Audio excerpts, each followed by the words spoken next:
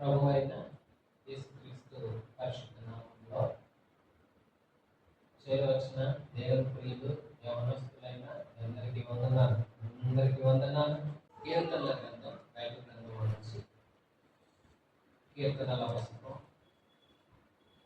69వ కీర్తన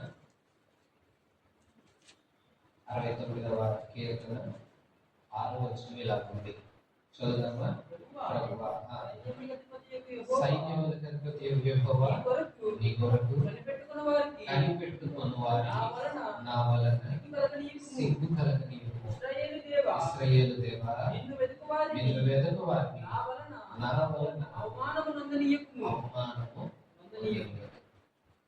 వేళ మన సారాంశం టైటిల్ ఏంటంటే నా వల్ల. ఏంటి? నా వల్ల. మన వలన ఎలా ఉంటుంది పరిస్థితి? బైబిల్ గ్రంథంలో ఇక్కడ కీర్తనల గ్రంథంలో 59వ కీర్తనలో ఒక విశేషమైన వచనం. నన్ను అడిగితే బైబిల్ గ్రంథంలో కన్నా బైబిల్ గ్రంథంలోనైనా ఇక్కడ ప్రస్తుతం యేసుక్రీస్తుని విశ్వసించిన నాటి నుంచి కొందరు ఎన్నో ఏళ్ల నుంచి ఆరాధన చేసుకునే వారైనా ఇలాంటి ఒక ప్రార్థన చేస్తారంట. చేయలేదు చెప్పిన నాకు బాగా తెలిసిన ప్రార్థనలు ఏంటంటే, ప్రభువా నన్ను దీవించయ్యా, ప్రభువా నన్ను కాపాడయ్యా, ప్రభువా నాకు మంచి హెల్త్ ఇవ్వయ్యా, ప్రభువా ఎడ్యుకేషన్లో తోడుకుంటాయ్యా, మళ్ళా నా ముందర కాదు నేను నాకే మంచి మార్కులు ఇవ్వయ్యా. ఇట్లా రకరకాల ప్రార్థనలు ఉంటాయి. ఇక పెద్ద వయసు వచ్చాక వివాహాలు చేసుకున్నాక అయినా మా బిడ్డలను దీవించయ్యా, అయినా మా బిడ్డలకు తోడుకుంటాయా, ఇట్లా ఉంటుంది ప్రార్థన. ఇక్కడ ఒక ప్రార్థన కనిపిస్తుంది. ఇది విచిత్రంగా ఉంది అన్నమాట. ప్రభువా, సైన్యములకు అధిపతియగు దేవా, నీ కొరకు కనిపెట్టుకునే వాళ్ళు ఉన్నారే, వాళ్ళెవ్వరికి నా వలన సిగ్గు కలుగుతుంది. నిన్ను వెతకు వారు ఉన్నారే, వాళ్ళెవ్వరికి నా వలన అవమానం కలుగుతుంది. నేనున్నానంటే ఎవరికి సిగ్గు చేయడానికి కారణంగా ఉండకూడదు.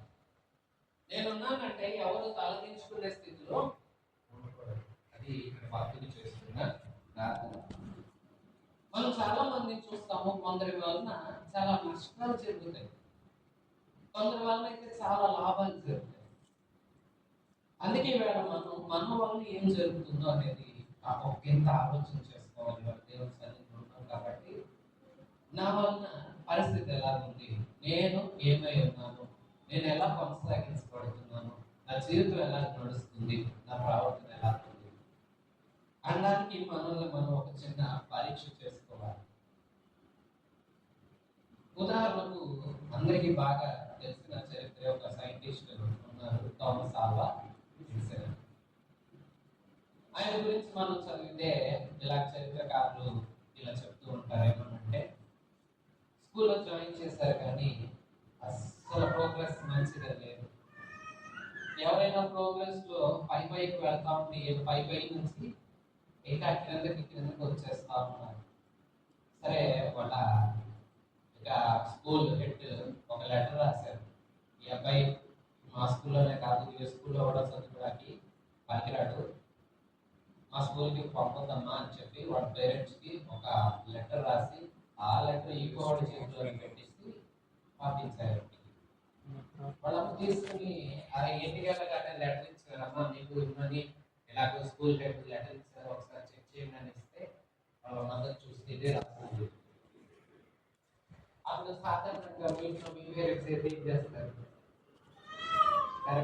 కరెక్టే చెప్పింది, చీపురు గట్టి తీసుకుంటారు. నిజంగా ఫస్ట్ ఆఫ్ ఆల్ ఏంట్రా నువ్వు ఏం చేస్తావురా, స్కూల్లో కాలేజీలో ఎలా ఉన్నావురా అక్కడ అంటారు. కానీ వాళ్ళమ్మ బిడ్డల దగ్గరకు తీసుకొని ఇలాగ అంది, ఏంటమ్మా లెటర్లు ఏముందంటే, అన్న ఏం లేదు, ఆ స్కూల్లో నీకు ఎడ్యుకేషన్ చెప్పేంత టాలెంటెడ్ టీచర్స్ లేరంట, ఇంటి దగ్గర చదువుకో, నీకు ఎడ్యుకేషన్ నేను చెప్తానని ఆ బిడ్డ నేను చదివించి వృద్ధిలోకి తీసుకొచ్చింది.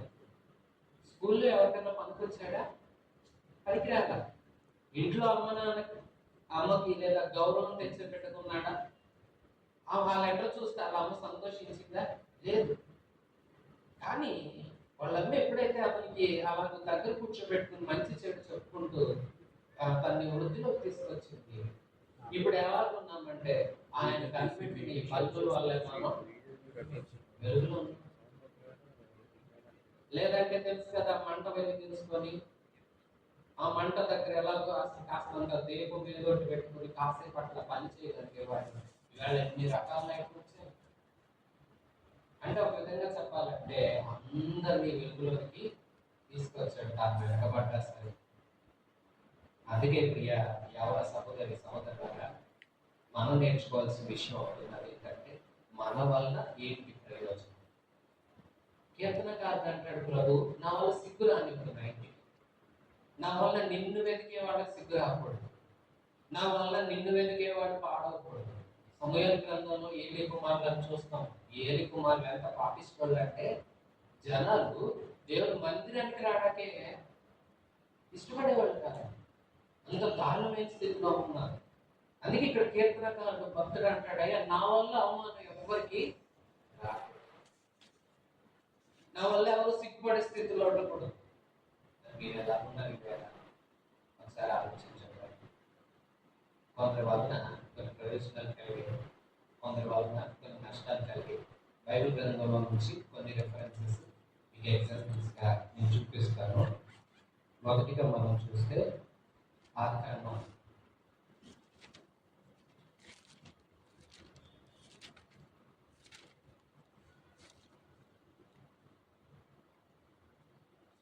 7వ అధ్యాయం 1వ వచనం ఒకసారి చదివితే, యెహోవా ఈ తరము వారిలో నీవే నా ఎదుట నీతిమంతుడవై ఉండుట చూచితిని గనుక నీవును నీ ఇంటి వారును వాటిలో ప్రవేశించు.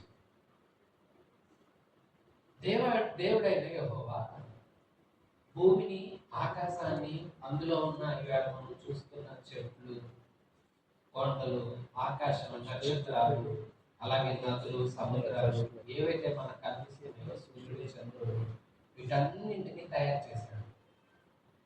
అన్ని తయారు చేసిన తర్వాత నేల తడిపిన ఆ మట్టిని ముద్దగా చేసి ఒక మనిషిని తయారు చేశాడు. మనిషి బొమ్మ తయారు చేశాడు. మనిషి బొమ్మ తయారు చేసి ఆ బొమ్మకు జీవం ఇచ్చాడు.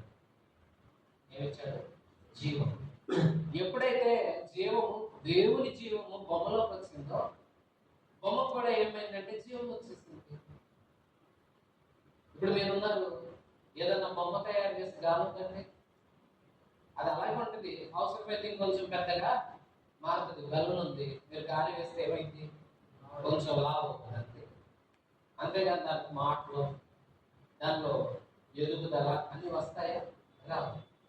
కానీ దేవుని జీవం ఎలాంటిదంటే, ఆయన మట్టి బొమ్మలో తన జీవాన్ని ఊదగానే మనిషి శరీరం ఇలాగ మార్పు చెందింది. మట్టిలో అసలు దేవుడు ముందు పెట్టాడు లివరాన్ని, కిడ్నీని ఏం పెట్టలా, మట్టి బొమ్మ. కానీ దేవుడు శ్వాస ఊదగానే ఏమైంది? ఆ మట్టికి జీవం వచ్చింది. ఇలా చేసి మీరు నాకు ఇష్టమైన పిల్లలుగా ఉండండి దేవుడు ఆశీర్వదిస్తే ఆదాంని హవ్వను తయారు చేసి ఆశీర్వదించి వాళ్ళకి ఒక తోట వేసి ఆ తోటలో వాళ్ళు ఎవరు మాట్లాడారు? సాతాను మాట్లాడారు.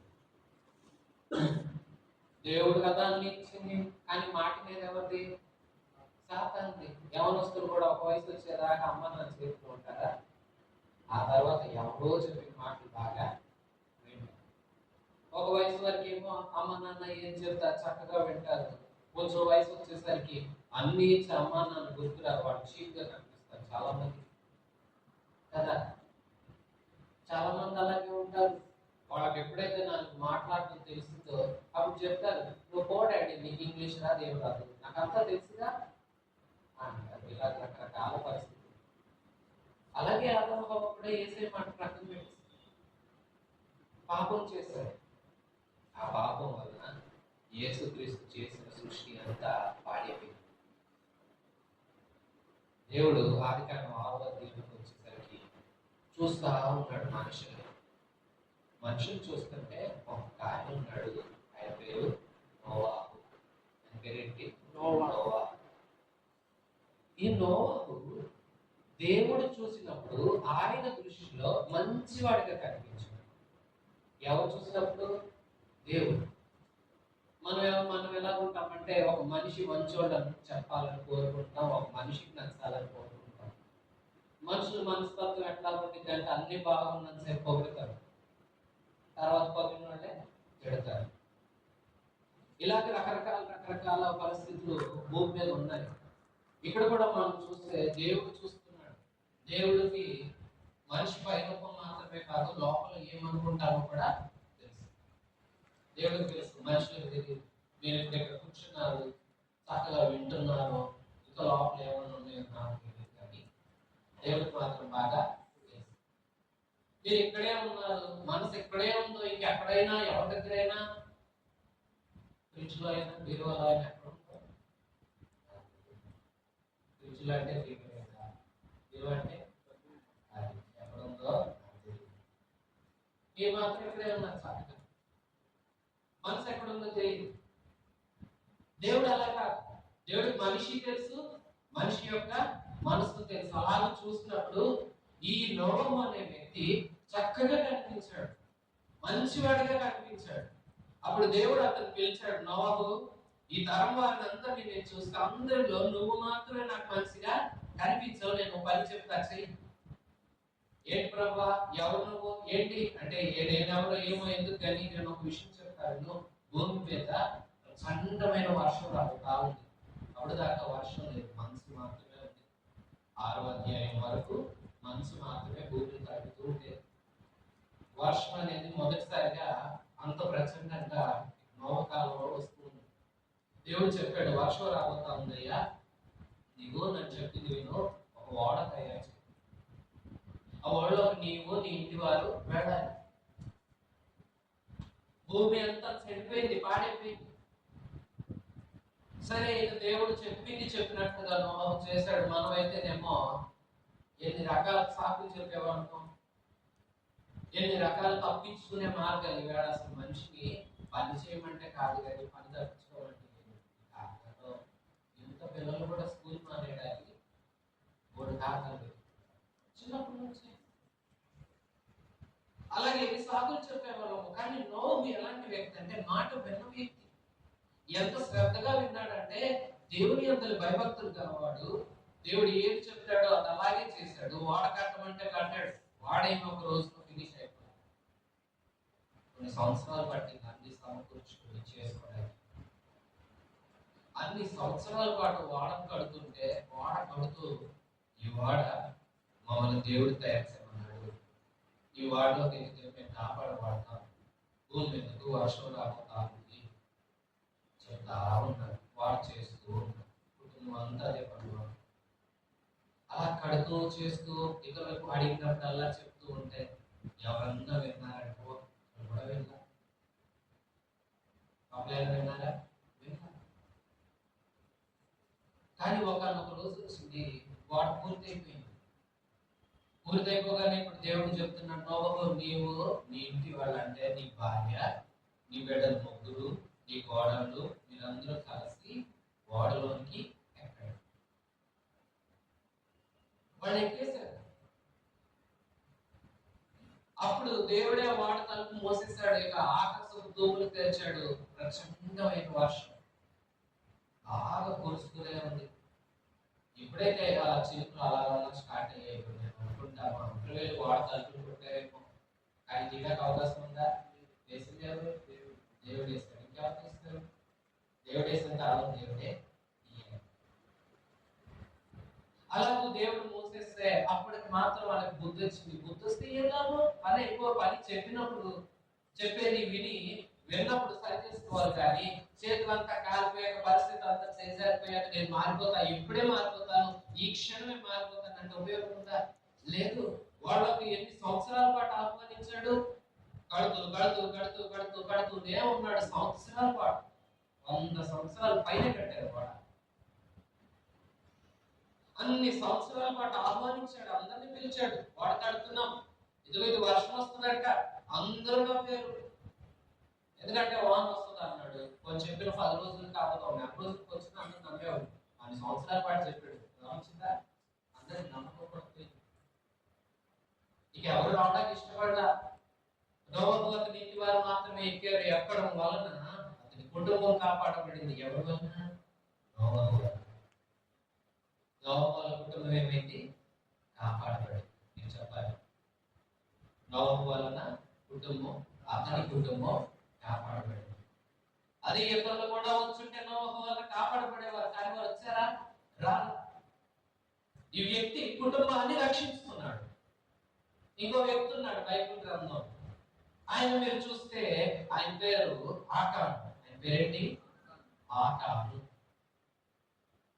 ఈ ఆకాను అనే వ్యక్తి యెహోషువ గ్రంథంలో మనం ఈయన గురించి వివరాలు చదివితే యెరికో అనే ప్రాంతాన్ని పాడు చేసుకున్న సందర్భం. ఏ పట్టణం? యెరికో. యెరికోకు పెద్ద కోట గోడలు ఉన్నాయి. ఆ కోట గోడలు వీళ్ళకి దేవుడు ఏం చెప్పాడంటే, మీరు ఒకసారి ఒక రోజు ఒకసారి తిరగండి, 6 రోజులు రోజుకు ఒకసారి తిరగండి, 7వ రోజు కోట గోడ చుట్టూ అంటే యెరికో చుట్టూ 7 సార్లు తిరగండి అన్నాడు. 7 సార్లు తిరగగానే 7వ రోజు 7 సార్లు తిరగగానే గోడలన్నీ ఏమైపోయాయంటే కూలిపోయాయి. అలా కూలిపోయేటప్పుడు యెహోషువ ముందే చెప్పాడు, నా మాట వినండి, యెరికో పట్టణంలో నుంచి ఎవరు ఏది ముట్టుకోవడానికి వీలు లేదు. అది శపితమైన పట్టణం. ఎవరు ఏం తెచ్చుకోవద్దు, ఎవరు దేని కోరుకోవద్దు. ఆ ప్రాంతంలో అసలు ఏమి వద్దు మీకు. దేవుడు చెప్తున్నాడు, మీరు కేవలం ఆ ప్రాంతపు మనుషులు మాత్రం హతం చేయండి, ఆ ప్రాంతాన్ని కాల్చివేయండి, ఆ ప్రాంతం ఉండకుండా లైన్ చేయండి, అంతే తప్ప దానిలో ఏది కోరుకోవద్దు. అలాగే యెహోషువ చెప్తే అందరూ యెహోషువ మాట వింటున్నారు. అందరూ ఎందుకు వినాలి కదా? అలా అలా అందరూ ఎట్లా అంతే కదా. అక్కడే స్టార్ట్ అవుతుంది. వాక్యం చెప్తున్నప్పుడు అందరూ వింటున్నారు, నేను కూడా వినాలనుకుంటే దీవించబడతాడు. అదే అందరూ వింటున్నారు, నాకెందుకులే అనుకున్న వాడు ఏమవుతాడంటే ఇలాంటి పరిస్థితుల్లోకి వెళతారు. ఇతగాడేమో వింటాలే ఎవరికి తెలిసిందిలే అనుకున్నాడు. చివరికి ఏం చేశాడంటే ఒక వస్త్రం, ఒక బంగారు కవ్వి, ఇట్లా కొంచెం సామాన్లు తెచ్చుకున్నాడు. ఎవరికి తెలియదు. దాచేస్తాడు. మన దాయటం కూడా ఎక్కడ దాచాడు అనుకున్నారు? టెంట్ వేసుకుంటారు కదా యుద్ధం చేసే చోట. వాళ్ళ టెంట్ ఉంటుంది కదా, ఆ టెంట్ లో భూమిలో పోయి తీసి పారిపోయాడు. ఎవరైనా తెలిసిందా? ఎవరికి తెలియదా? తర్వాత రోజు యుద్ధం హాయి అనే చిన్న ప్రాంతం వెళ్ళాలి. వెళ్ళాల్సినప్పుడు యెహోషువ చెప్పాడు, అందరిని పంపిద్దామంటే సలహా ఇచ్చారు, అయ్యా అది చిన్న పట్టణమే, అందరూ వెళ్ళాల్సిన అవసరంలా అంతమంది అయితే చాలని ఒక నెంబర్ సెలెక్ట్ చేసుకొని అంతమందిని పంపించారు. ఏం జరిగిందంటే అంత పెద్ద ఎరుకొని ఓడించారు, కానీ చిన్న హాయి పట్టణం మాత్రం ఎవరో ఓడిపోయారు. చుట్టూ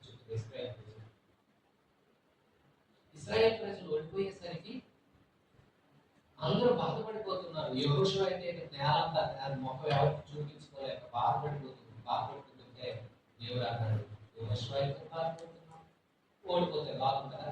లేదా అండి? మీరు పాస్ అయితే సాక్ష్యం చెప్తారు, ఫెయిల్ అయితే సాక్ష్యం చెప్తారా? అంటే సబ్జెక్ట్ ఫెయిల్ అంటే గొప్పగా చూస్తారా? చూడరు. అదే మీ భయం, సిగ్గు. ఇక్కడ కూడా అందరూ సిగ్గుపడిపోతున్నారు, యెహోషువ బాధపడిపోతున్నాడు. అట్లా బాధపడిపోతున్న సందర్భంలో ఒక విషయం జరిగింది. ఏమనంటే దేవుడు చెప్పాడు, యెరికో విషయంలో ఒక అతను పాపం చేశాడు.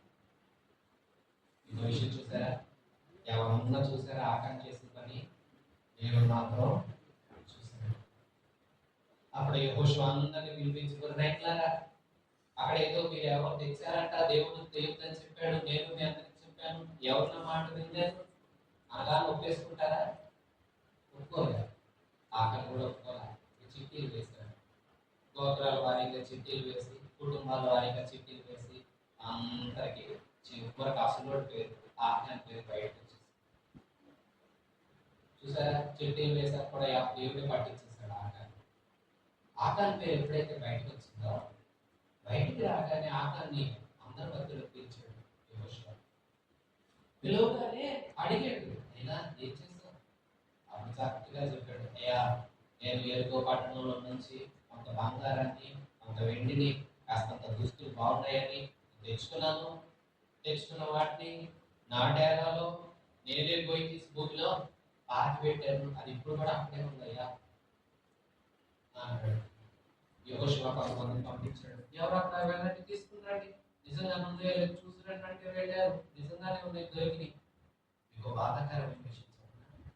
యెహోషువ బాధపడతాడు. ఎందుకంటే ఎంతమంది ప్రార్థించుకునే పని చేస్తామని ఇతనిని అతని ఇంటి వారిని అలా చెప్తాను.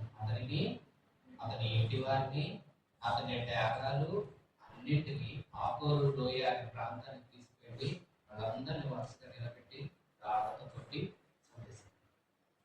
ఎవరిని? ఆకాన్ని, అతని కుటుంబాన్ని. నోవాహు ఏం చేశాడు? కుటుంబాన్ని కాపాడుకున్నాడు. నోవాహు వలన అతని కుటుంబం కాపాడబడింది. ఆకాను వలన అతని కుటుంబం ఏమైంది? చంపబడింది. మోషే అహరోనులకి ఎదురు నిలిచారు హోరాము, దాతాను, అబీరాము, ఓను అనే వ్యక్తులు. వాళ్ళు కూడా అంటే దేవుడు చేయొద్దు పని చేశారు. మోషేకి అహరోనుకి వ్యతిరేకంగా నిలబడితే అక్కడ కూడా భూమి నెరవేర్చి వారు కలిగిందని అన్నట్టు మినింగ్ వేస్తుంది. మీరు ఆలోచన చేయండి. ఇవాళ నా ప్రశ్న ఏంటంటే, ఫస్ట్ ఫ్యామిలీ, నా వలన నా ఫ్యామిలీ ఎలా ఉంది? ఇప్పుడు నీ వలన నీ ఫ్యామిలీ రక్షించబడుతూ ఉందా? శిక్షించబడడానికి కారణమైందా? నీ వలన తలెత్తుకుని నుంచున్నారా నీ ఇంటి వారు? లేదంటే నీ ఇంటి వారు నిన్ను బట్టి తలదించుకున్నారా? ఆకాన్ని బట్టి అతని ఇంటి వాళ్ళు తలదించుకున్నారు. అతని ఇంటి వారు అందరూ నశించుకోవడానికి కారకుడయ్యాడు ఆకాను. నోవాహు తన కుటుంబాన్ని కాపాడుకున్నాడు. ఇంకా అసలు ఎవరు పొగటా కూడా లేరు, అందరూ తుడిచివేయబడ్డారు. కానీ నోవాహు కుటుంబం మాత్రం భూమి మీద నిలిచారు. ఒక విషయం చెప్తున్నాను. భూమి మీద అందరూ ఉన్నప్పుడు నోవాహు చిన్న స్థలం ఉందో చిన్న భూమి ఉందో కానీ అందరూ చచ్చిపోయే భూమి అంతా ఎవరికి? నోవాహు పెద్ద ప్రాపర్టీ కొనాల్సిన అవసరం ఉంది. ఎవరు కొంటాకుండా అమ్మడానికి భూమి అంతా అంత దీవెనిచ్చాడు. నీవు దేవుని మాట వింటే నేను దీవిస్తాను. అలా దేవుని మాట వింటున్నావా? నోవాహేమో తన కుటుంబాన్ని ఏం చేశాడు? కాపాడాడు. ఆకాను తన కుటుంబాన్ని ఏం చేశాడు? చావుకి కారణమయ్యాడు.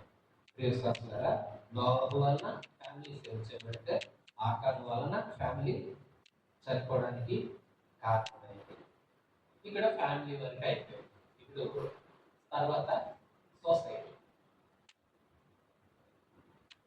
ఫ్యామిలీ వరకు చూస్తే నోవాహు కాపాడుకున్నాడు, ఆకాను పోగొట్టుకున్నాడు. ఇప్పుడు సొసైటీ విషయంలో మనం ఆలోచన చేయాలి. సొసైటీ విషయంలో కూడా మనకు బాధ్యత ఉంది. ఇంకంటారా లేదంటారా? మనకే కాదు, మన సమాజానికి కూడా మనం ఉపయోగపడాలి.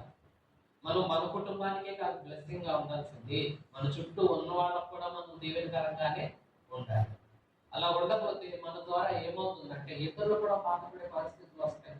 అదేంటి, నా వలన సొసైటీ కూడా బాధపడిందా అనే ప్రశ్న మీకు కావచ్చు. అవును, కొన్ని సందర్భాల్లో సొసైటీ కూడా బాధపడే పరిస్థితి రావచ్చు. మనం దినవృత్తాంతాల మొదటి గ్రంథం 21వ అధ్యాయం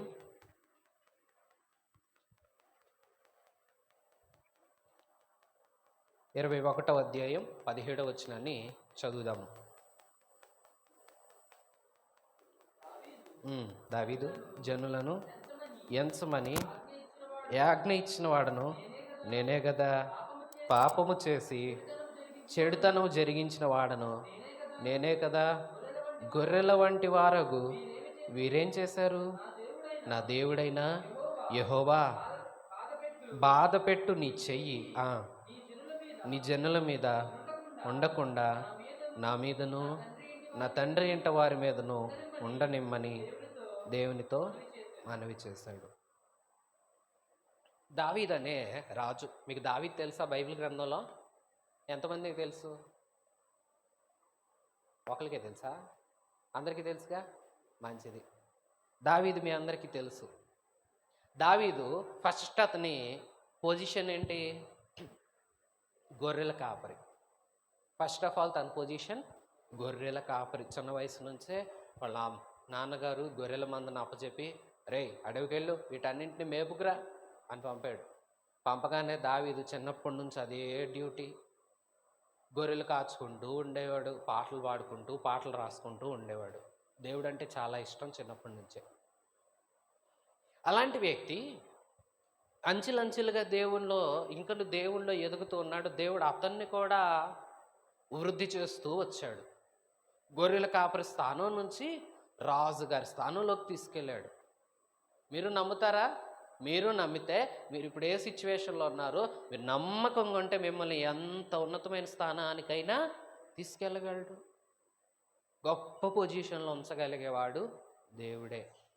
ఇంకో మాట చెప్పనా, అక్కడ మాట వినకపోతే ఆ పొజిషన్ నుంచి పాడేసేది కూడా దేవుడే. ఎందుకో తెలుసా, దేవుడు ఏ స్టేజ్లో మనల్ని ఉంచాడో ఆ స్టేజ్లో నమ్మకంగా ఉండాలి. చాలా నమ్మకంగా, మంచితనంతో, పరిశుద్ధతతో ఉండాలి. సరే, గొర్రెల కాపరి బలం ఉందా అతనికి? లేదు. ఏమీ లేవు. ఏమీ లేని అతన్ని ఉన్నతమైన స్థానం ప్రభు. ఇతను రాజుగా స్థిరపడిపోయిన తర్వాత సాతానుగాడు వచ్చి దావీదు మనసులో ఒక ఆలోచన పెట్టాడు. ఏమనంటే, దావీదు ఒకరోజు అలా సింహాసనం మీద కూర్చునుంటే, రాజా, నీ జనాలు, నీ సైన్యం ఎంత ఉందో లెక్క పెట్టుకోవచ్చుగా, నీకు తెలిసిద్ది అన్నాడు. ఎవరిని లెక్క పెట్టుకోమన్నాడు? సైన్యాన్ని. ఎందుకు? సైనికులు ఎంతమంది ఉంటారో తెలిస్తే మనకు ధైర్యం, అంతే కదా. ఇప్పుడు మీకు ఏదన్నా ప్రాజెక్ట్ అసైన్ చేసి ఆ ప్రాజెక్ట్లో నువ్వు ఇంకొకలే కష్టపడాలన్నారనుకో ఎలా ఉండిద్ది? కొంచెం కష్టం అనిపిస్తుంది. అదే నీతో పాటు 10 మంది ఉన్నారు అన్నప్పుడు ఏమనిపిస్తుంది? ఈజీగా చేసేవచ్చు, 10 మంది ఉన్నారు కదా, రెస్పాన్సిబిలిటీస్ని షేర్ చేసుకోవచ్చు, వర్క్ ఈజీ అవుతుందని వస్తుంది. దావీదు మనసుకు కూడా సాతాను అలాంటి ఆలోచన ఇచ్చాడు. నీ దగ్గర ఎంతమంది ఉన్నారో కౌంట్ చేసుకోబనగానే అతను ఆళ్ళని పిలిచి, రాజ్యంలో నా సైనికులు ఎంతమంది ఉన్నారో, నా పక్షాన ఉన్నవారు ఎంతమంది ఉన్నారో లెక్కించండి అన్నారు. దావీదు దగ్గర యోవాబు అనే ఒక వ్యక్తి ఉన్నాడు. యోవాబు వచ్చి, దావీదు రాజా, ఎంతమంది ఉంటే ఏంటి, అవసరం లేదు, లెక్క పెట్టుకోవాల్సినంత అవసరం ఏమీ లేదన్నాడు. దావీదు యోవాబు మాట వినలా. ఎందుకు? ఇప్పుడు ఆయన ఎవరు? రాజు. యోవాబు ఎవరు? పనిచేసేవాడు. మన కింద పనిచేసేవాళ్ళు మాట వింటారా? వినరు. దావీదు కూడా అలాగే వినకపోగా ఇంకా ఆలోచన చేస్తూ వచ్చి, నా మాట విను, నేను చెప్పింది చెయ్యి, నువ్వు చెప్తే నేను వింటానా అని యోవాబుని గద్దించాడు. యోవాబు అట్లా కాదయ్యా, మన బలం దేవుడు, లోక బలాన్ని లెక్క వేసుకోవాల్సిన అవసరం లేదు అని చక్కగా చెప్పాడు. ఎందుకో తెలుసా, గొర్రెల కాపరిగా ఉన్నప్పుడే పొడగాటి 9 అడుగులు ఇంచుమించు ఎత్తు ఉండే గొలియాతుని ఒక్క రాయితో ఏం చేశాడు? చంపేశాడు. ఆ రోజు ఏమన్నాడు? యుద్ధం ఎవరిదన్నాడు? యెహోవాదన్నాడు.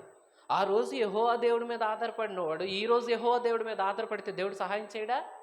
యోవాబు అదే చెప్పాడు, ఆ రోజు దేవుడి మీద ఆధారపడ్డావు, ఆ రోజు నీకు ఎంతమంది ఉన్నారు మనుషులు, ఈవేళ నీకు మనుషులతో పనేంటి?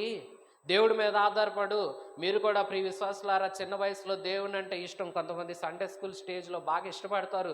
యూత్ స్టేజ్కి వచ్చేసరికి అబ్బో ఇక దేవుడు అంటే నచ్చదు కొంతమందికి.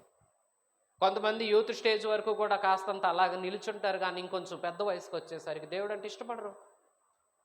దావీదు కూడా చిన్నప్పుడు పాటలు పాడాడు, యవ్వన ప్రాయంలో పాటలు పాడాడు, రాజు అయినప్పుడు పాటలు పాడాడు. ఇప్పుడు రాజు అయ్యి కొంత రాజ్యపాలన చేసి కొంచెం వచ్చేసరికి బలం చూసుకోవాలనుకుంటున్నాడు. అంటే ఎవరి మీద ఆధారపడాలనుకుంటున్నాడు?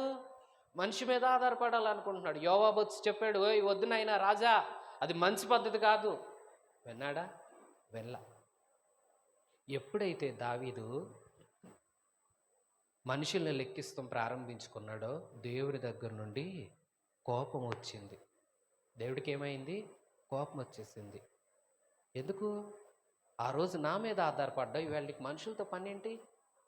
ఈవేళ నా మీద ఆధారపడితే నేను నీకు శక్తినివ్వనా? కోపం వచ్చి దేవుడు పాస్టర్ గారి ద్వారా 3 ఛాన్సులు ఇచ్చారు.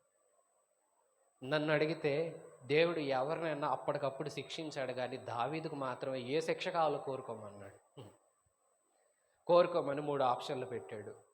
శత్రువుల చేతిలోకి వెళ్తావా, లేదంటే దేశంలో కరువు రప్పించనా, లేదా నా చేతిలో పడతావా ఏది కావాలి నీకు అని అడిగాడు. కరువు వద్దయ్యా, శత్రువుల చేతిలో పడితే అవమానంగా చూస్తారయ్యా, నీ చేతిలోనే పడతా అన్నాడు. వెంటనే తెగులు వచ్చింది. ఏమొచ్చిందండి? తెగులు వస్తూ ఉంటే జనాలు చనిపోతా ఉన్నారు. దావీదు అది చూశాడు. అప్పుడు ఇక్కడ మనం చూసామే 17వ వచనంలో ఆ ప్రార్థన చేస్తున్నాడు. యెహోవా దేవా, పాపం చేసింది నేను కదా, ఆజ్ఞ ఇచ్చింది నేను కదా, గొర్రెల్లాంటి ఈ ప్రజలు బాధపడ్డం ఎందుకయ్యా? దావీదు తెలుసుకున్నాడు, నా వలన ఈ ప్రజలకు ఏం కలిగింది? బాధ కలిగింది. నా వలన ఈ ప్రజలకు మరణం వచ్చింది. నా వలన ఈ ప్రజల మీదకి శిక్ష వచ్చింది. ప్రియ విశ్వాసి, నీ వలన ఎదుటివారికి ఏం కలుగుతుంది? మంచా చెడా? ఎదుటి వాళ్ళకి నువ్వు ఎలాగున్నావు? దీవెనకరంగా ఉన్నావా? శాపాన్ని తెచ్చిపెట్టే స్థానంలో ఉన్నావా? ఎదుటివారికి నువ్వు మంచి చేస్తున్నావా? నీ వలన ఎదుటివారు ఇబ్బంది పడుతున్నారా? కొంతమంది ఉంటారు, ఎంత గర్విష్ఠోళ్ళుగా ఉంటారంటే ఎదుటోళ్ళు ఎంత ఇబ్బంది పడినా పర్లేదు కానీ నేను మాత్రం కొంచెం కూడా తగ్గనని కూర్చుంటారు. అరే నాయన అట్లా కాదు, కాస్తంత నువ్వు అడ్జస్ట్ అయితే మంచిది కదా అంటే అడ్జస్ట్ అవుతారా? అవ్వరు. కొంతమంది ఫ్యామిలీస్ని కూడా మనం చూస్తాము, వైఫ్ అండ్ హస్బెండ్ గొడవలు పెట్టేసుకొని పిల్లలు ఏమవుతారు, పిల్లల భవిష్యత్తు ఏమవుతుందని కూడా అడ్జస్ట్ అవుదాము, మనం కాస్తంత ఆలోచిద్దామని ఉండదు. అరే మనం ఇలాగుంటే మన ద్వారా మన ఇతరులు బంధువులు ఇబ్బంది పడతారు కదా. కొంతమంది ఎప్పుడు ఎదుటి వాళ్ళకి ఆటంకంగా ఉంటారు. మరి నీవెలా ఉన్నావు? ఒకటి, నీ కుటుంబానికి నువ్వు దీవెనగా ఉండాలి, నోవహులాగా. రెండు, నీ చుట్టూ ఉన్న సమాజానికి కూడా నువ్వు దీవెనకరంగా ఉండాలి. ఇక్కడ దావీదు దీవెనకరంగా ఉన్నాడా? లేడు, శాపం తెచ్చాడు. నువ్వేం తీసుకొస్తున్నావు? మంచి తీసుకొస్తున్నావా, చెడు తీసుకొస్తున్నావా? ఇందాక అనుకున్నాం కదా, ఏడిసెను తన మట్టుకు తాను, తనకు ఉపయోగం లేకుండా ఉన్నాడు. తన ఇంటికి తాను ఎడ్యుకేషన్ విషయంలో వాళ్ళ ఇంటికి గౌరవం తీసుకురాలేదు, కానీ తాను చేసిన ఆ అచీవ్మెంట్ వల్ల, ఆ ఒక్క ప్రయోగం వల్ల ఇప్పుడు దేశానికే ప్రపంచానికే మేలు కలిగింది. సొసైటీకి మేలు చేశాడా, కీడు చేశాడా? మేలే చేశాడు. ఇక్కడ దావీదు సొసైటీకి మేలు చేశాడా, కీడు చేశాడా? కీడు చేశాడు, పాపం చేశాడు, దేవుడు వద్దన్న పని చేశాడు. యోబు హెచ్చరించిన వినలేదు. అలాగే మీరు కూడా ఎవరో ఒకళ్ళు పెద్దలైన వారు లేదా మీ దగ్గర ఉన్న వాళ్ళు మంచోళ్ళు చెడ్డోళ్ళు వాళ్ళు ఏ స్థానం ముందు ఉన్నారంటే వాళ్ళు మీకన్నా పెద్దోళ్ళు అవ్వచ్చు, చిన్నోళ్ళు అవ్వచ్చు, మంచి చెప్తున్నప్పుడు వినాలి. మంచి ఎవరు చెప్పినా మంచే, దాన్ని విన్నవాడు మంచిగా ఉంటాడు, దీవించబడతాడు. చెడు ఎవరు చెప్పినా చెడే, అది చేయకూడదు. అమ్మా నాన్న చెప్పినా చెడైతే చెడే, అది చేయకూడదు. మీకు అర్థమవుతుందా? చెడు ఎవరు చెప్పినా అది హాని చేస్తుంది, మంచి ఎవరు చెప్పినా అది మనల్ని దీవిస్తుంది. నువ్వెలాగున్నావు? కీర్తనకారుడు అంటాడు, అయ్యా నా వలన ఎవరికి సిగ్గు రావద్దు, నా వల్ల ఎవరు అవమానపడొద్దు, నేను బాగుండాలి, నేను ఎలాగున్నా సరే, నేను ఎలాగైనా ఉండని, కానీ నా వల్ల మాత్రం ఇంకొకరికి ఇబ్బంది మాత్రం రానివ్వద్దు అన్నాడు. ఇక్కడ దావీదు చూడండి ఎలాంటి పరిస్థితిలో ఉన్నాడు. అదే మన పితరుడైన అబ్రహామును చూస్తాము. అబ్రహాముతో దేవుడు చెప్పాడు, అబ్రహామా నీ ఇంటిని విడిచిపెట్టిరా, నేను చూపించే దేశానికి రా, నేను నిన్ను దీవిస్తాను, నీ వలన వంశాలన్నీ దీవించబడతాయి అన్నాడు. అబ్రహాం ఏం చేశాడు తెలుసా? మాట వెంటనే విని తల వంచి దేవుడు చెప్పిన చోటికి వెళ్ళిపోయాడు. ఈవేళ మీకు చెప్పనా, అబ్రహామును బట్టే, అబ్రహాము వంశంలో నుంచే యేసుప్రభు వచ్చారు. యేసుప్రభుని బట్టి భూమి అంతటికి ఆశీర్వాదం. అబ్రహాం దీవెన తెచ్చాడు అందరికీ, శాపం తెచ్చాడా? లేదండి. దావీదు శాపం తెచ్చాడండి. మీరు ఈవేళ ఏం తీసుకొస్తున్నారు? మీ చుట్టూ ఉన్న వాళ్ళకి మంచి చేస్తున్నారా? కొంతమంది ఉంటారు క్రూరత్వంతో ఉండి, నా ఇల్లు బాగుంటే చాలని, ఎదుటోళ్ళు ఇల్లు పాడైపోతే ఏంటి, ఎలాగుంటే ఏంటి, పరిశుభ్రత ఉండాలా ఏంటి, నా ఇల్లు బాగుండాలి, బయట రోడ్డు ఎట్లా ఉంటే ఏంటి, బయట అంటే కొంతమంది వాళ్ళ ఇల్లు నీట్గా పెట్టుకుని ఇంట్లో ఉన్న చెత్త అంతా తీసుకుని వెళ్ళి, మీకు అర్థం చేసుకోవడానికి చెప్తున్నా, అప్పుడు రోడ్డు పాడైపోద్ది. దానివల్ల నిదానంగా ఇల్లు కూడా ఏమైంది, పాడే అవుతుంది. అంతే. కొంతమంది ఇలాంటి కఠినాత్ములు ఉంటారు, నేను బాగుండాలి, ఎదుటోళ్ళకి ఎంత హాని జరిగినా నాకు ఇబ్బంది లేదు అనుకుంటారు. అలా కాదు, మనకి ఫ్యామిలీ రెస్పాన్సిబిలిటీ ఉండాలి, సోషల్ రెస్పాన్సిబిలిటీ కూడా ఉండాలి. మన వలన మన కుటుంబం దీవించబడాలి. యవనస్తులారా, మీ కుటుంబానికి దీవెన తేయగలిగేది మీరే. యవనస్తులారా, చుట్టూ ఉన్న సమాజానికి దీవెన తేగలిగేది ఎవరో తెలుసా? యవనస్తులే. ముసలోళ్ళకి దీవెన తేగలుగుతారా? వాళ్ళు పని చేయగలుగుతారా? మాట్లాడరే? మీరు ముసలోళ్ళ, అందుకే మీ మనోభావాలు దెబ్బతిని మాట్లాడలేదు కదా. ముసలోళ్ళ యవనస్తులా? యవనస్తులే కదా. మరి మీ వల్ల దీవెన రావాలా, శాపం రావాలా? దీవెన రావాలి. మీ ఇంటికి దీవెన రావాలి, సొసైటీకి కూడా మీరు మంచి పేరు తేవాలంటే మీరే దేవుని కృపతో వర్ధిల్లాలి. ఎలా వర్ధిల్లాలంటే, దేవా నన్ను ఏదైనా ఒక ప్రత్యేకమైన పని కోసం నియమించుకో, ఆ పని నేను చెయ్యాలి, నా ద్వారా ఇతరులకి దీవెన ఉండాలయ్యా. అబ్రహాం దీవెన తెచ్చిపెట్టాడండి. కానీ దావీదు ఏం చేశాడు? శాపాన్ని తీసుకొచ్చాడు. మీరేం తీసుకొస్తున్నారు? మీరు ఎలాగున్నారు? సంసోన్ని మనం చూస్తాము. సంసోన్ ఎలాంటి వాడంటే, అమ్మా నాన్న వద్దన్న పెళ్లి చేసుకున్నాడు. ఏ పెళ్ళి? వద్దన్న పెళ్ళి. ఆయన వెళ్ళి చెప్పాడు, అమ్మా నాన్న ఒక మాట చెప్తా వినండి, ఫిలిస్తీన్ల అమ్మాయిల్లో నేను ఒక అమ్మాయిని ప్రేమించాను, నాకు అమ్మాయిని ఇచ్చి పెళ్లి చేయండి అన్నాడు. అమ్మా నాన్న చెప్పారు, నైనా మనం ఇశ్రాయేలీలో, మనం ఫిలిస్తీన్ల జోలికి వెళ్ళకూడదు, వాళ్ళ అన్యులు, వాళ్ళని మనం వివాహం చేసుకోకూడదు, నా మాట విను. మన బంధువుల్లో వాళ్ళ ఎంత మంచి ఆప్షన్ ఇచ్చారో, నీకు ఎవరు కావాలంటే వాళ్ళని చూసుకోవాలని ఇచ్చి పెళ్లి చేస్తాను అన్నారు అమ్మ నాన్న. విన్నాడా? వినలా. మీరు నేను చెప్పిన పనే చెయ్యాలన్నాడు. పెళ్లి చేసుకున్నాడు. సరే, మామగారి ఇంటికి వెళ్ళాడు. 7 రోజులు విందు జరుగుతుంది. 7 రోజులు విందులో అతనితో కూడా ఆ 7 రోజులు ఒక్కడే ఉంటాడా అని కొంతమంది అతని వయసు వాళ్ళ కుర్రోళ్ళని కాస్తంతమందిని తీసుకొచ్చారు సంసోనికి తోడుగా ఉండాలని. ఎవరికి తోడు ఉండాలని? కుర్రోళ్ళు ఒక చోట చేరితే మామూలుగా ఉంటారా? సంసోనికి కూడా ఆలోచన వచ్చింది, అరే మామూలారా ఇట్లాగుంటే కిక్కేముంది, నేను పొడుపు కథ అడుగుతాను, జవాబు చెప్పండి అన్నాడు. ఏం చెప్పన్నాడు? పొడుపు కథ అడుగుతాను, 7 రోజులు నేను ఇక్కడ ఉంటా కదా, 7వ రోజుకి మీలో ఎవరు ఆన్సర్ చేస్తారో వాళ్ళకి నేను ఇది ఇస్తా. కొన్ని బట్టలు, కొన్ని జతల బట్టలు పోటీ పెట్టుకున్నారు. అవి కూడా మంచి కాస్ట్లీ బట్టలు పోటీ పెట్టుకున్నారు. ఓకే, ఇంచుమించు 30 జతల బట్టలు ఓడిపోయిన వాళ్ళు గెలిచిన వాళ్ళకి ఇవ్వాలి. అదే ఛాలెంజ్. మీకు విషయం చెప్పనా, అసలు ఛాలెంజ్ చేయడమే దౌర్భాగ్యం, బెట్టింగులు చేయడమే దౌర్భాగ్యం అనుకుంటే, అది అన్యులు చేశారంటే ఇది ఎవరు చేశారు? సంసోనే చేశాడు. సరే, సంసోను చేశాడు, ఓ పొడుపు కథ అడిగాడు. ఆ పొడుపు కథకు ఆన్సర్ సంసోనికి మాత్రమే తెలుసు. ఎందుకో తెలుసా? అది తన లైఫ్లో జరిగిన ఒక ఇన్సిడెంట్. ఒకనొక దినాన సింహాన్ని చంపాడు. సింహం చచ్చిపోయిన కళేబరం అక్కడ ఉంది. కొన్ని రోజులకు వెళ్ళి చూస్తే ఆ సింహం కళేబరంలో తేనె పట్టు ఉంది.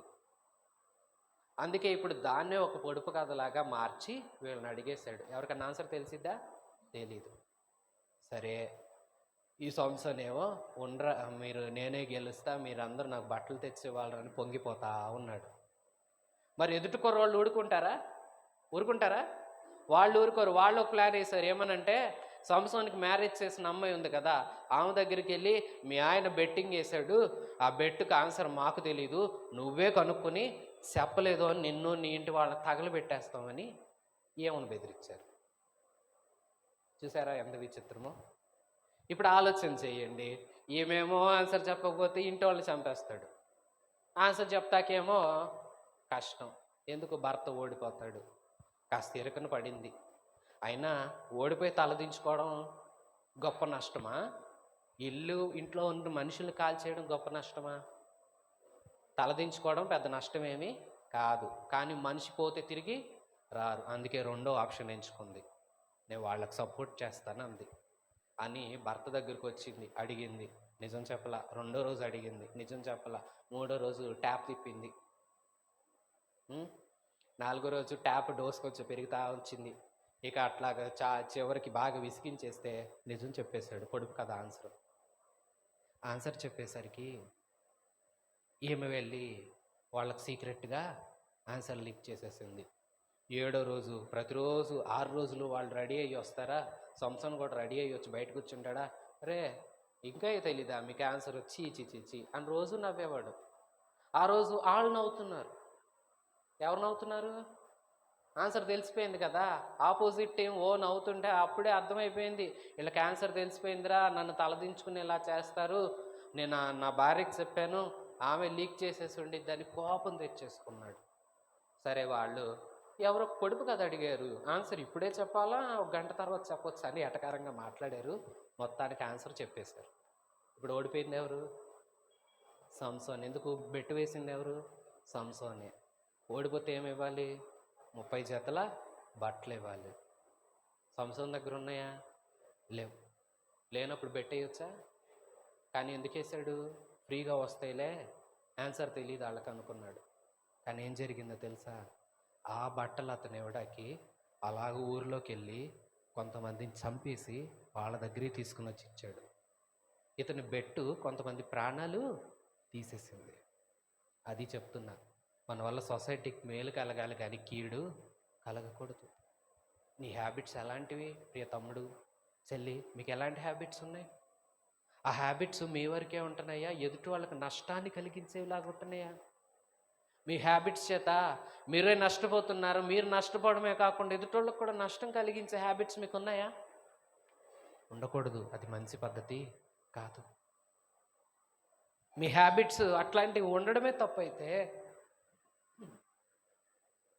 ఉన్నదాని వలన దీవెన రాకపోగా తన యొక్క హ్యాబిట్ వల్ల ఏమైపోయాడండి? తనకు బెట్టింగ్ హ్యాబిట్ ఉంది, బెట్ చేశాడు, తనే ఓడిపోయాడు. తాను ఓడిపోయిన అమౌంట్ లేదా ఓడిపోయింది ఏదో తాను ఇవ్వాల్సింది పోయి ఎదుటి వాళ్ళు చంపేశాడు రిటర్న్ ఇవ్వడానికి. ఇలాగే ఉంటున్నారు కొంతమంది యవనస్తులు. దావీదు కూడా అదే చేశాడు. యోవా వద్దంటున్నా వినలేదు. అబ్రహామేమో దేవుడు చెప్పగానే వెళ్ళాడు, విన్నాడు, విశ్వసించాడు, దీవెన పొందుకుంటే సమాజానికి అతని వంశం అంతటికి దీవెన తెచ్చిపెడితే సంసోనేమో ఎంతమందికి నష్టాన్ని కలిగించాడు. మీరే స్టేజ్లో ఉన్నారు ఈవేళ?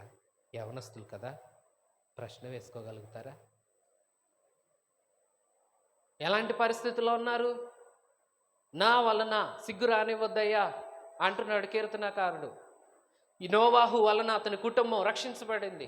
ఆకాను వలన అతని కుటుంబం చంపబడింది. దావీదు వలన అతని చుట్టూ ఉన్న ప్రజలు ఇబ్బంది పడ్డారు. అబ్రహాము వలన అతని వంశపు వారు దీవించబడ్డారు. మరి వేళ నీ వలన, సంసోను వలన ఇతరులు నష్టపోయారు. నీ వలన నీ సంగతి ఏంటి? నువ్వు ఎదుటివారికి ఎలా ఉన్నావు? నీవు ఉంటున్న పరిస్థితులు ఎలాగున్నావు? నీ చర్చిలో నువ్వు ఒక బ్లెస్సింగ్గా ఉన్నావా? నువ్వు వెళుతున్న సంఘంలో సంఘస్థులకు, సేవకులకు సహకారం ఉండి పరిచయం చేస్తున్నావా? నాకేం పట్టదులే అనుకుంటున్నావా? నువ్వు వెళుతున్న చోట నువ్వు ఎలాగున్నావు? ఏమై ఉన్నావు? ఎటు నడుస్తున్నావు? ఎటు కొనసాగించబడుతున్నావు? ఒకంత ప్రశ్నించుకోవాలి. ఒకసారి ఆలోచన చెయ్యాలి. రోమాపత్రిక 5వ అధ్యాయం 19వ వాక్యాన్ని ఒకసారి చదువుదాం.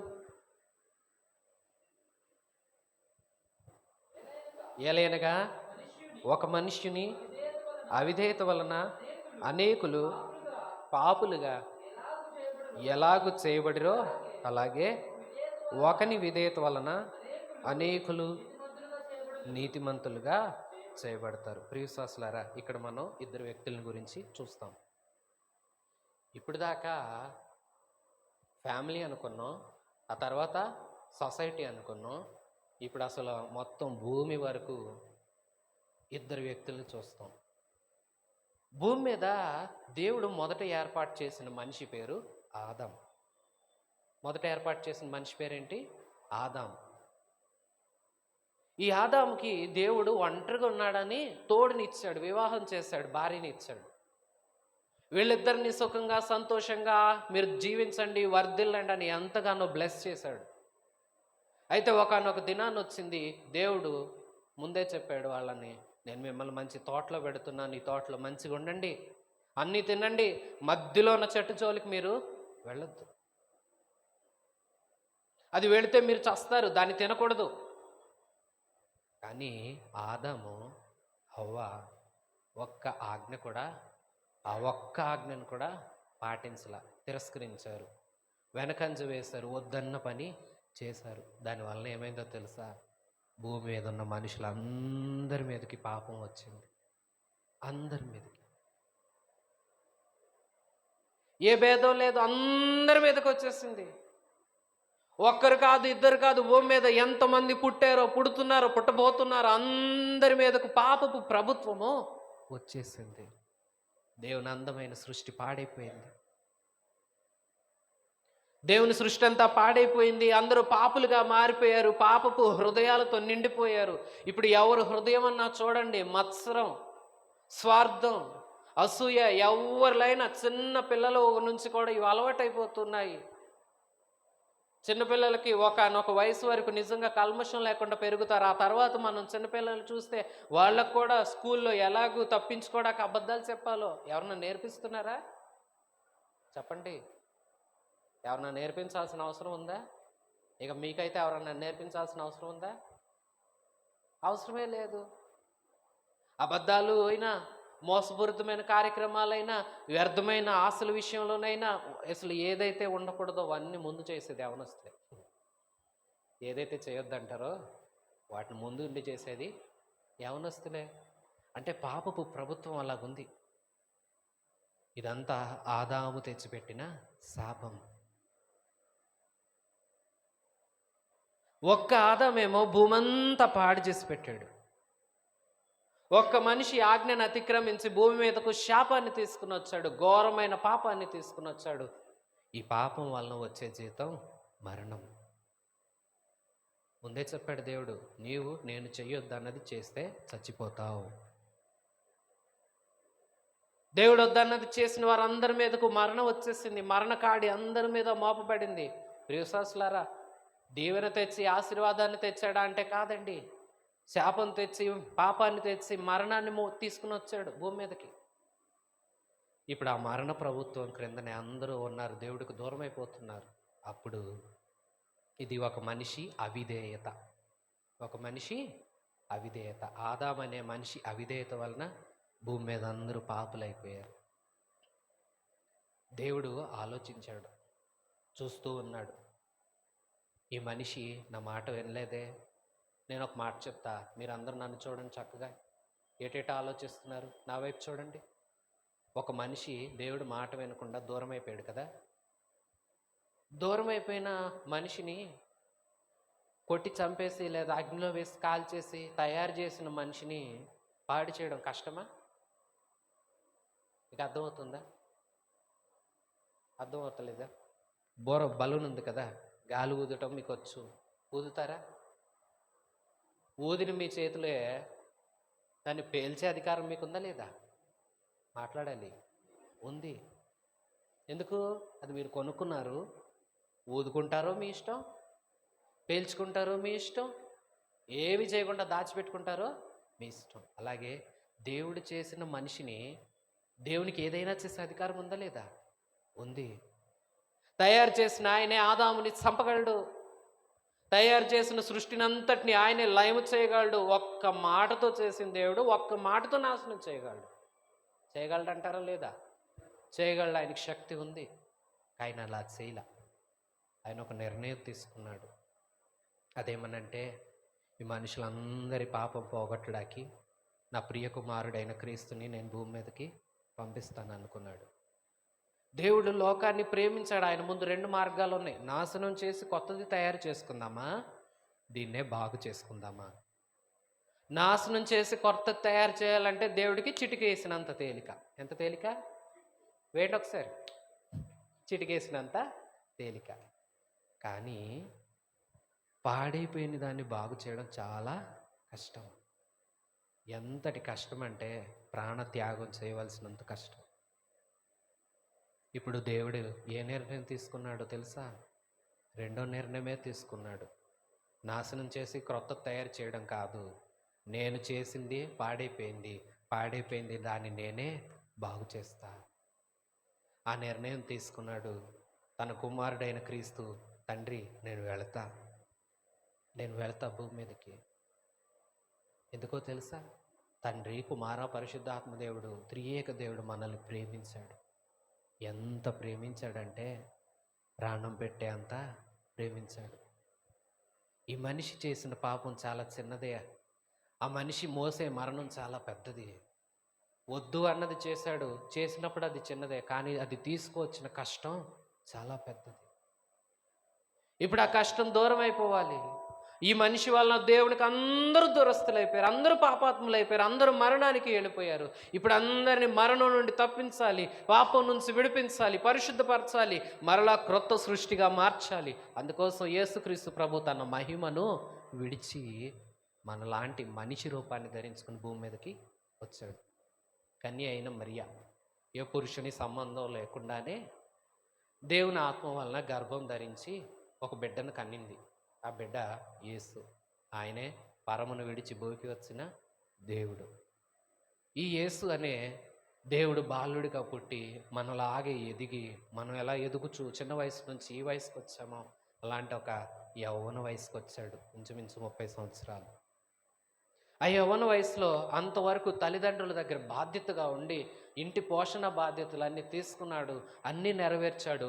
30వ సంవత్సరం వచ్చేసరికి ఇంటి నుంచి బయటకు వచ్చి తాను ఏ తండ్రి దగ్గర నుండి అయితే, ఏ పరలోకం నుండి అయితే వచ్చాడో ఆ పరలోకం గురించి, ఆ తండ్రిని గురించి అనేకులకు బోధించడం మొదలుపెట్టాడు. బోధించాడు 3.5 సంవత్సరాల పాటు ఎన్నెన్నో జీవితాలు వెలిగించాడు. చివరికి ఆయన మనందరి పాపం పోగొట్టడాకే వచ్చాడు కదా, అందుకోసం అన్యాయపు తీర్పును పొందాడు. ఆయన దేవుని పరిచయం చేశాడు, ఏ తప్పులు చేయలా. మనలాగా అబద్ధాలు ఆడలా. యేసు ఏ రోజు అబద్ధం ఆడలా. అబద్ధాలకు జనకుడు సాతాను, దేవుడు సత్యవంతుడు. ఏ రోజు వ్యర్థముగా ఎవరిని చూడలా, స్వార్థంగా ఆలోచించలా, లేదంటే బదులు ఆశించలేదు. ఇతను వస్తే నాకేదో ఇస్తాడు, ఏమితో ఫ్రెండ్షిప్ చేస్తే నాకేదో మేలు జరిగిద్ది, అలాగ ఆలోచించలా. ఈ అబ్బాయికి అయితే బైక్ ఉంది, ఈ అబ్బాయితో నేను ఫ్రెండ్షిప్ చేస్తే వాడు నన్ను ఎటైనా తిప్పుతాడు, వీడికి చాలా మనీ ఉన్నాయి, వీడి ప్రక్కన ఉంటే వీడు కూడా నాకు హెల్ప్ చేస్తాడు, ఇలాంటి స్వార్థపూరితమైన ఆలోచనలు ఏవీ లేవు ఆయనకి. మంచి జీవితం, పరిశుద్ధంగా ఉన్నాడు. ఏ ఆడపిల్లని తప్పుగా చూచినవాడు కాడు, ఏ విధమైన ఆలోచనలు కూడా చేసినవాడు కాదు. మంచి దేవుడు, పాపాన్ని జయించిన దేవుడు, ఏ పాపం లేని దేవుడు, పరిశుద్ధుడు. అలాంటి దేవుడు భూమిని విడిచిపెట్టి ఇటు ఆ మహిమను విడిచిపెట్టి భూమి మీదకి వచ్చి సేవ చేస్తూ ఉంటే ఎందరో ఆయన మీద నేరాలు మోపారు. వాస్తవానికి ఆయన ఏ తప్పు చేయలా, కానీ ఆయన మీద నేరాలు మోపబడ్డాయి. ఎందుకు మోపబడ్డాయి తెలుసా? ఆయన వచ్చిందే మన కోసం, చనిపోవడానికి. ఇప్పుడు ఆయన వచ్చి ఏం చేశాడో తెలుసా? చనిపోయేయడానికి. అలాగే ముందుకు ఆ నేరాలన్నిటినీ వాళ్ళు ఎన్ని మోపినా నిరూపించుకోవాలా, మౌనంగా ఉన్నాడు, సహించాడు, భరించాడు. ఆ యాజకులు ఎదుటి నిలబెట్టారు ఆయన్ని, దౌర్జన్యంగా పట్టుకున్నారు. అతని శిష్యుల్లోనే ఒకడు యాజకులకు అప్పచెప్పేస్తానని డీల్ కుదుర్చుకున్నాడు. ఆ లెక్క ప్రకారమే అమ్మేశాడు యేసుక్రీస్తు ప్రభువుని. ఒకానొక సమయంలో ఒకానొక చోటకి, గెత్సెమనే తోట ఆ ప్రాంతంలో ప్రార్థన చేసుకుంటుంటే సైన్యాన్ని తీసుకుని వచ్చి, అదిగో అతనే యేసు, నేను వెళ్ళి ముద్దు పెట్టుకుంటాను, చీకట్లో మీకు ఎవరో కనిపించట్లేదు కదా, నేను ఎవరిని ముద్దు పెట్టుకుంటాను, ఆయన్నే మీరు బంధించి తీసుకెళ్ళిపోండి అని అప్పచెప్పేశాడు. ఆ రాత్రే యేసుక్రీస్తు ప్రభువుని అన్యాయపు తీర్పులోకి తీసుకువెళ్ళారు. దొంగ సాక్షులు తీసుకుని వచ్చారు. వాళ్ళు సాక్ష్యాలు ఏవైనా నిరూపించాలని చూస్తుంటే ఏ నేరం లేదు, ఏమి నిరూపిస్తారు? ఏమి నిరూపించట్లా. యేసయ్యని పదే అడుగుతుంటే, నువ్వు దేవుడి కుమారుడువా, ఒట్టు పెట్టి చెప్పు, నిజం చెప్పు, అట్లా అంతా అన్నట్టు, అవును నేను దేవుని కుమారుణ్ణే, నేను త్వరలో తండ్రి కుడి పార్శ్వన కూర్చోవడం మీరు చూస్తారు అన్నాడని, ఇదిగో ఇతడు దేవదోషం చేస్తున్నాడు, మన దేవుడితో సమానంగా తాను ఎంచుకుంటున్నాడు అంటూ బంధించి ఉదయాన్నే పిలాతు న్యాయస్థానాన్ని తీసుకుని వెళ్ళి పిలాతు చేతిలో శిక్ష విధించారు. పిలాతు 39 కొరడా దెబ్బలు కొట్టించి వాళ్ళందరూ ముందుకు తీసుకుని వస్తే వాళ్ళు అన్నారు, మాకు ఈ దెబ్బలు చాలు, ఆయన చంపేయండి. అప్పుడు ఆయన భుజాన ఉదయం ఇంచుమించు 6 గంటలు ఆ ప్రాంతానికి సిలువ కాడి మోపి ఆయన అలాగూ యెరూషలేము పురవీధుల్లో కొరడాలతో కొడుతూ తీసుకుని వెళ్ళి గొల్గొతా అనే ఆ కొండ మీదకి తీసుకుని వెళ్ళి, ఆ ప్రాంతంలో కొండ మీద కపాలం అని అర్థమిచ్చే ఆ కపాలం లాగా ఉంటుంది, ఆ కొండ మీదకి తీసుకుని వెళ్ళి 3 మేకుల చేత ఆయన సిలువలో బంధించి, సిలువను ఉదయం 9ంటికి ఇంచుమించు అలాగూ పైకి లేపి నిలబెట్టారు. ఇంచుమించు మధ్యాహ్నం 3 గంటల వరకు ఆ మండే ఎండలో ఉరాలాడుతూ ఉరాలాడుతూ ఉరాలాడుతూ చివరి వరకు క్షమించాడు, చివరి వరకు ప్రేమించాడు, ఆ ఆఖరి రక్తపు బొట్టు వరకు కార్చాడు. ఎందుకో తెలుసా? దూరం అయిపోయిన వాళ్ళందరినీ దగ్గర చేయడానికి. ఒక మనిషి చిన్న అవిధేయత వలన పాపం వచ్చింది, ఆ పాపం మరణాన్ని తెచ్చింది. కానీ ప్రభువు తన మరణంతో ఆ మరణ శాసనాన్ని గెలిచాడు, పాపాన్ని తొలగించాడు. ఇప్పుడు దేవుడికి దూరం అయిపోయానే అనే బాధ లేదు. క్రీస్తు ద్వారా నువ్వు తండ్రికి దగ్గర కావచ్చు, తండ్రి దగ్గరికి రావచ్చు, తండ్రి దగ్గరకు వచ్చి ధారాళంగా మొరపెట్టుకోవచ్చు, దేవుడినే నేరుగా అడగవచ్చు. అలాంటి భాగ్యం ఇచ్చాడు. ఒక మనిషి అందరి మీదకు పాపం తెచ్చాడు. యేసు ప్రభు అందరికీ రక్షణ తెచ్చాడు, అందరినీ ప్రేమించాడు. ప్రియ యవనస్తులారా, మీరు ఏమై ఉన్నారు? ఎంత ప్రేమించిన ప్రభువుని, ఆ ప్రేమను మీరు గుర్తిస్తున్నారా? ఎందుకు ముండ్ల కిరీటం ఆయన తల మీద? మనల్ని ప్రేమించాడు గనుక. ఎందుకు ఆయన మోము మీద ఉమ్మి వేయబడింది? మనల్ని ప్రేమించాడు గనుక. ఎందుకు ఆయన అంత రక్తాన్ని కార్చాడు, తన రక్తమంతా దారపోసాడంటే మనందరి పాపం పోగొట్టడం కోసమే. ఇంక నువ్వు పాపంలో ఉన్నావా? ఆ పాపం నీ ఇంటిని పాడు చేస్తుందేమో. ఇంక నువ్వు పాపంలో ఉన్నావా? నీ పాపం నీవున్న చుట్టుప్రక్కల ఉన్న సమాజాన్ని పాడు చేస్తుందేమో. ఆకాను పాపమే కదా, మాట వినని తత్వమే కదా అతని కుటుంబం చావడానికి కారణమైంది.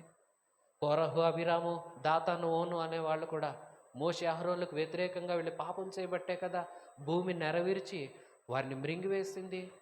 అలాగే వారితో పాటు 250 మంది అగ్నిచేత కాల్చివేయబడ్డారంటే కారణం ఏంటి? వాళ్ళ అవిధేయత పాపమే కదా. దావీదు జనాల మీదకు శిక్ష రావడానికి కారణమయ్యాడు. ఎందుకో తెలుసా? పాపం చేశాడు. దావీదు జీవితంలో మరో పాపం కూడా చేశాడు. దానివల్ల కుటుంబం చాలా అవస్థలు పడాల్సి వచ్చింది. నువ్వు పాపం చేస్తే నీ ఇంటికి దీవెన కాదు. నువ్వు పాపం చేస్తే నీ సమాజానికి, నీ చుట్టుప్రక్కల ఉన్నవారికి దీవెన కాదు. యేసుని చూడు, ఆ నోవహును చూడు, మాట విన్నాడు, రక్షణ వాడ కట్టాడు. అబ్రహామును చూడు, దేవుని మాట విన్నాడు, దీవెన తీసుకొచ్చాడు. యేసుని చూడు, మన రక్షణకై తన ప్రాణాన్ని అర్పించాడు. ఇప్పుడు నీవు చెప్పు, నీ వలన ఎదుటి వాళ్ళకి సిగ్గు కలుగుతుందా, అవమానం కలుగుతుందా, ఆనందం కలుగుతుందా? యేసు వలన ఆనందం కలిగింది. నోవహు వలన అతని ఇంటంతరికి ఆనందం కలిగింది. అబ్రహాం వలన అతని తరాలన్నిటికీ ఆనందం కలిగింది, దీవెన వచ్చింది. నీ వల్ల ఏం జరుగుతుంది? నీ ఇంటికి దీవెనగా ఉన్నావా? నీళ్ళు ఎలాగుంది? యేసుని చూడు, ఇంక నువ్వు ఆయన ప్రాణత్యాగాన్ని గుర్తించక అదే పాపంలో కొనసాగించబడుతున్నావా? నీ ఆలోచనలు చేస్తూ ఉన్న పాపభూయిష్టమైన ఆలోచనలు బట్టే కదా ఆయన తలలో ముండ్ల కిరీటం గుచ్చబడింది. నువ్వు చేసిన పనికి నిన్ను కదా అవమానించాలి, కానీ నీ ముఖం మీద ఉమ్మి ఊసవలసినది యేసు ప్రభు మోమున ఉమ్మి వేయబడిందిగా. నీవు చేసినందుకు నిన్ను నన్ను కదా, మనం చేసిన తప్పులకి మన చెంపలు వాయించాలి. ఆయన్ని పిడిగుద్దులు గుద్దారు. ఎందుకో తెలుసా? మన శిక్ష ఆయన మోసాడు. ఇప్పుడు యేసయ్య దగ్గరకు నువ్వు వస్తే, ప్రభు నేను పాపినయ్యా, నన్ను క్షమించవా అని నీవు అడిగితే, నీ పాపాలను ఒప్పుకుంటే నీ ఇంటికి, నీ సమాజానికి, ఇతరులకు నువ్వు దీవెనగా మారుతావు. అంతేనా? యేసు ప్రాణత్యాగం నిన్ను పరలోక రాజ్యానికి తీసుకెళ్తుంది. నీ పాపాలు క్షమిస్తుంది. ఆయన రక్తం పవిత్రపరుస్తుంది. ఆయన పరిశుద్ధీకరిస్తాడు. మనందరినీ తన రాజ్యంలో చేర్చుకుంటాడు. ప్రియ విశ్వాసులారా, మీరేమై ఉన్నారు? ఏం చేస్తూ ఉన్నారు? ఎటు సాగుతూ ఉన్నారు? ఎలాగున్నారు? ఒక్కసారి ఒక్కింత ఆలోచన చేసుకోనండి. మరొకసారి అడుగుతాను, నీ వలన నీ ఇంటి పరిస్థితి ఏంటి? తల ఎత్తుకుంటున్నారా? తల దించుకుంటున్నారా? నీ వలన నీ చుట్టుప్రక్కల ఉన్నవారు ఇబ్బంది పడుతున్నారా? ఇతనుంటే చాలా బాగుంటుందండి అని ఆనందిస్తున్నారా? ఏముంటే చాలా చక్కగా ఉంటుందని ఆనందిస్తున్నారా? బాధపడుతున్నారా? నీ వలన ఎలాగా? యేసు వలన రక్షణ కలుగుతుంది. ఆ రక్షణను నువ్వు పొందుకున్నావా? ఆదాం వలన వచ్చిన పాపం నిన్ను నరకానికి తీసుకెళ్తుంది. నరకం నుండి తప్పించుకోవాలంటే యేసు వలన నువ్వు రక్షణ పొందాలి. యేసు వలన రక్షణ పొంది అంతేనా? యేసుక్రీస్తు ప్రభు ఇంకేం చేశాడు? మనందరినీ రక్షించాడు. ఇప్పుడు ఆయన పిల్లలైన మనం ఇతరులకు కూడా సువార్త అందించాలి. అందుకే కదా పేతురు పత్రిక 2వ అధ్యాయం 9వ వచనంలో ఇలాగుంది, మీరు చీకట్లో నుండి ఆశ్చర్యకరమైన తన వెలుగులోనికి దేవుని లక్షణాలను ప్రచురం చేయడానికి పిలువబడ్డారు. అంటే మనం సువార్త చెప్పడానికి పిలువబడ్డాం. యేసుని మాదిరిగా తీసుకో, యేసులాగా నీవు మారి నీవు ఇతరులకు సువార్త చెప్పు. అప్పుడు నీ ద్వారా అనేకులు రక్షించబడతారు, నీ వలన అనేకులు దీవించబడతారు. యోసేపును చూడండి, ఐగుప్తు దేశమంతా పోషించడానికి కారకుడయ్యాడు. ఎవరు? ఒక్క యోసేపు ఐగుప్తు దేశం అంతా పోషించడానికి కారకుడయ్యాడు. ఒక ఎస్తేరు తన జాతంతా రక్షించబడటానికి కారణమైంది. ఒక ఇర్మియా తన యవ్వన కాలంలో ప్రభు కోసం నిలబడి ప్రభు వాక్యాలను బలంగా ప్రచురం చేసి దేవుడి వైపు అందరినో త్రిప్పడానికి తన సువార్త పరిచయం చేశాడు. అయితే ఒకటి, విన్నవారే రక్షించబడతారు, వినని వారికి శిక్షే. మనం చెప్పడమే. వాళ్ళు విన్నారా? మన సమస్య కాదు. వినలేదా? మన సమస్య కాదు. మనం చెప్పాలి. ఎందుకంటే మన యేసు మన కోసం త్యాగం చేశాడు. మన కోసం త్యాగం చేసిన మన ప్రభు అయిన యేసుని మనం ఇతరులకు ప్రకటించాలి. మన ద్వారా ఇతరులు రక్షించబడాలి. మన ద్వారా మన కుటుంబం రక్షించబడాలి. మన ద్వారా మన చుట్టుప్రక్కల ఉన్నవారు దీవించబడాలి. నువ్వు ఎలాగున్నావు? ఏమై ఉన్నావు? నిన్ను నీవే పరీక్షించుకో. ప్రభు ఈ మాటలు ప్రతి వారి హృదయాల్లో స్థిరపరిచి మహిమ కలిగిన ఆయన రాకడకు మనందరినీ సిద్ధపరచును కాక. ఆమెన్. ఎక్కడోళ్ళు అక్కడే చక్కగా మోకాళ్ళేయండి, నీళ్ళు మోకాళ్ళేయండి. ఏమని పిల్లలు కదా?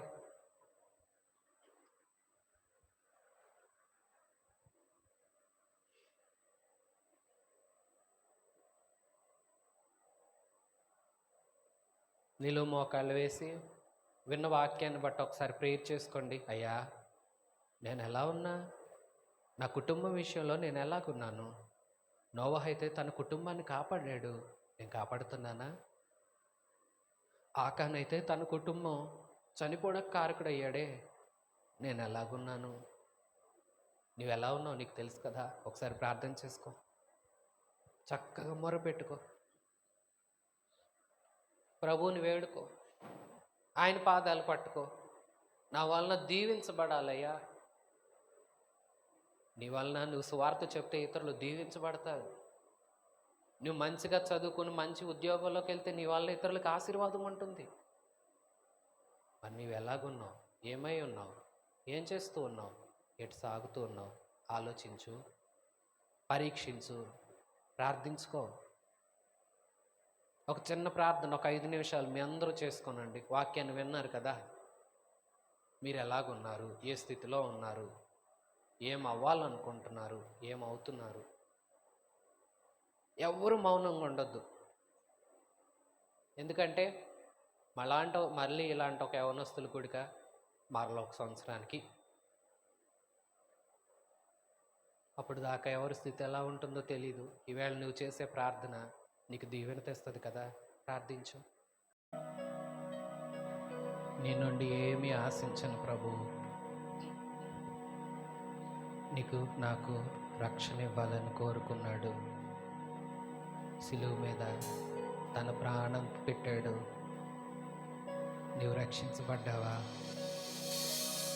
రక్షించబడిన నీవు సువార్తను అందిస్తూ ఇతరులకు ప్రయోజనకరంగా ఉన్నావా? యేసయ్యలాగా జీవించావో అందరూ నిన్ను బట్టి ఆనందిస్తారు. లోకంలో ఉన్నావా? ఆకాన్లాగా లోకపు వాటిని ఆశిస్తున్నావా?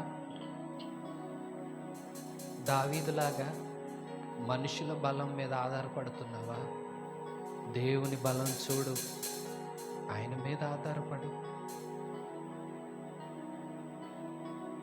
నోవహులాగా మాట విను, ఏది చెప్తున్నాడో అది చెయ్యి, దీవించబడతావు.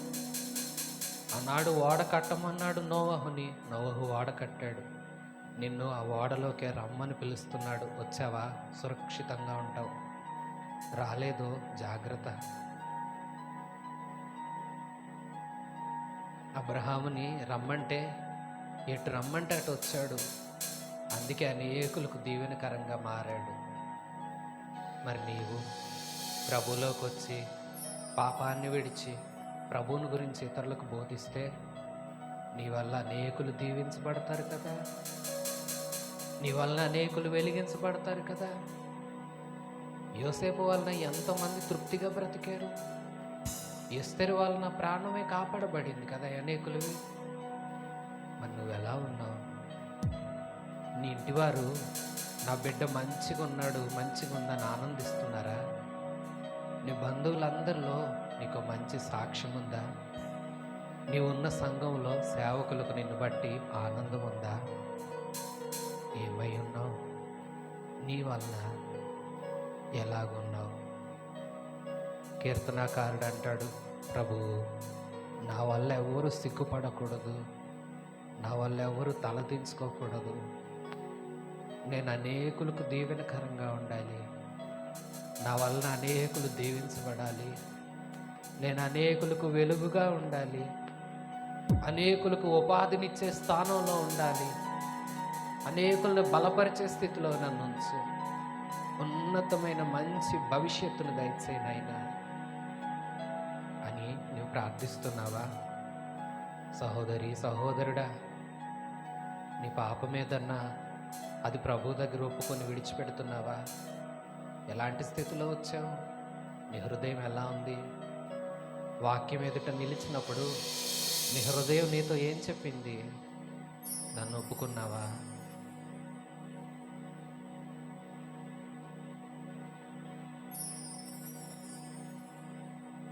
నా వలన ఇది ఆశించకయే ప్రేమించితివి, నన్ను రక్షించుటకు ఉన్నత భాగ్యమో విడచితివి. నా వలన ఏమీ ఆశించకయే ప్రేమించితివి, నన్ను రక్షించుటకు ఉన్నత భాగ్యమో విడచితివి. సిలువ మ్రానుపై రక్తము కార్చి రక్షించితివి, శాశ్వత కృప పొంది జీవింతును ఇలా నీ కొరకే.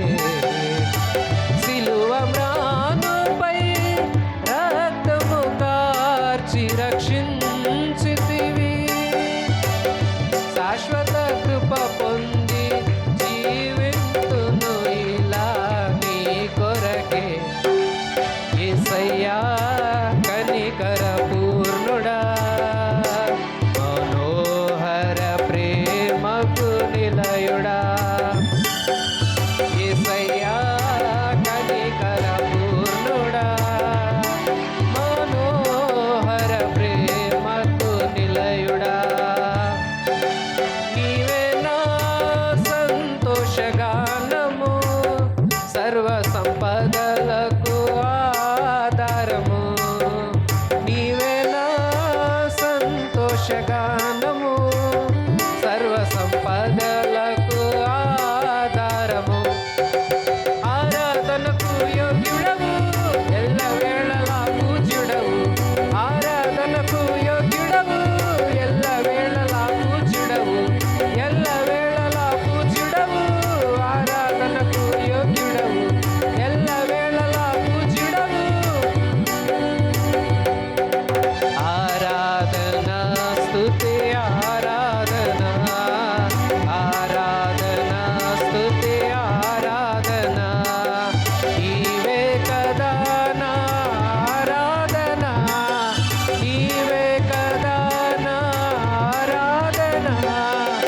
ఆరాధన స్తుతి ఆరాధన, ఆరాధన స్తుతి ఆరాధన. ఆరాధన స్తుతి ఆరాధన, ఆరాధన స్తుతి ఆరాధన. ఆశ్చర్యకరుడైన తండ్రి, జీవాధిపతి అయిన ప్రభు, మీ పరిశుద్ధ నామమునకు వందనములు.